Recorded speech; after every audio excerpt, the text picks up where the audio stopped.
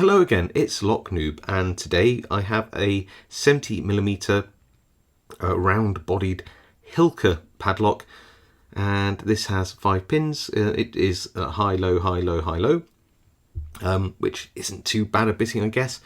And Hilka, in case you don't know, is a brand in the UK. I don't know if it's elsewhere. It's known for a budget end range of tools and toolboxes and other stuff, not so much for its padlocks, but here we have a padlock. I imagine a lot of the stuff is made elsewhere outside of the UK, although I don't know the countries of origins. This padlock looks similar to many that I see made in China, for example. But let's see if we can pick this anyway. Just pop in bottom of QA tension.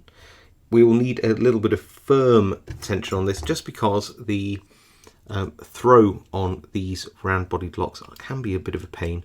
I'm just going to see what we can find. So that's just touch pin 3 there. That's pin 4, and oh dear, we're already open.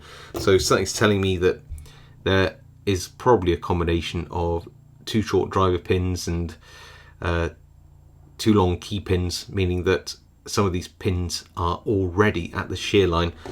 So yeah, not so great. I do, however, make sure it's all locked up. There you go. Want to give a go at raking this with something like a triple peak rake, and just see whether I can't just try to do the same thing with a rake, and we can.